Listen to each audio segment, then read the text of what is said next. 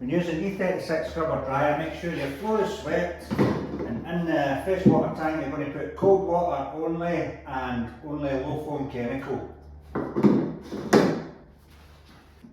Dirty water is going to collect in the top tank here, and you've got two options to empty it. You can take the machine to the drainage point, pop the cork, or you can physically remove the whole tank with throwing that switch and taking the tank off. And when you put the tank back on, it's going to slot into there and lock back on. When you're ready to use the machine you filled up with water, on the left hand side is a ratchet pull up to adjust the height to suit, and on the right hand side is the squeegee lift cable. So squeegee lift down, brush on, water on, comes on with the trigger, switch on, and the central button is the vacuum, which is automatic.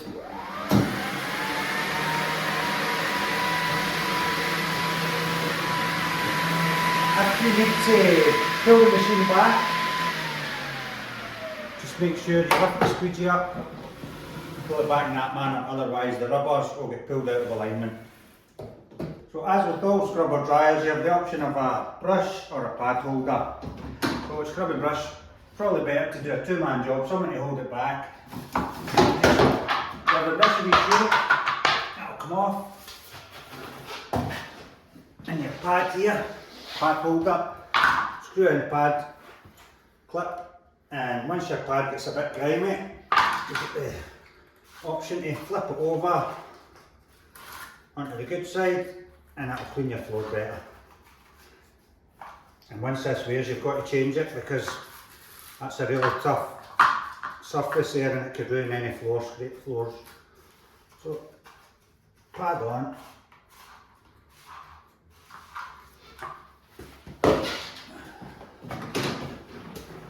Put it in position, drop it on, switch the brush on, and just start turning, and that'll lock itself on. And that's you ready to go again. So some basic maintenance of a scrubber dryer. Remove the tanks, just check for any blockages in the vacuum channels. And to remove the bottom tank, you find a wee valve on the left hand side, just pull it out of the way to switch it off. Coupling here, pull it back, silver coupling, that'll let you into the filter, which will unscrew. And inside is a small mesh filter that you keep clean, lets the water flow through the brushes. And if you remove the whole tank, that's into the suction bar and the vacuum hose. So just check for any blockages. Stop the bar, two narrows left and right, unscrew them.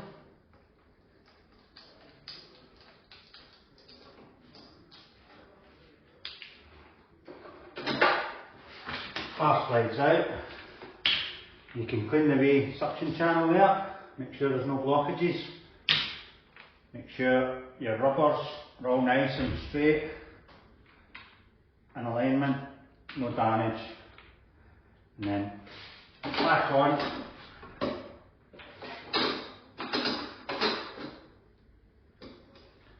Vacuum hose back on and tank back on, and you're ready to go again.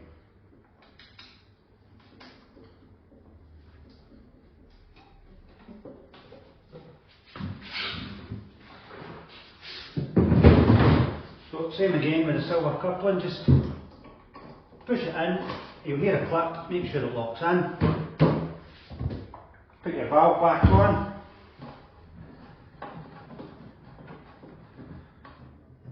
and top tank back on, and ready to go again. If for any reason you're using the machine and the brush stops turning, what you've got in here is a trip switch. So it's probably caused by a really grimy pad that's struggling to turn on the floor. So just either change your pad, flip it over, press your button, and you're good to go again. The machine has a battery running time of about 1.5 hours, so always recommend that you run the machine down completely flat, so you have a green light here and that will run down into amber and then red when it's completely flat, as opposed to using it for 10 minutes and charging it, because the battery comes with, say, 1,000 life cycles, and every time you plug it in for a charge, that's one of those life cycles used. So run the battery completely flat, and then when it's flat, needing charged up, take it to your charging point, switch it off, get the plug into the wee socket there, plug it into the wall, it'll go through its sequence and land on the red, it's charging, it'll go through to amber, and then you'll have a green light telling you it's fully charged. Charging time is about 8 hours, so you can put it on at the end of the shift, come in the morning, it'll have fully charged up and be ready for you to use in the morning again.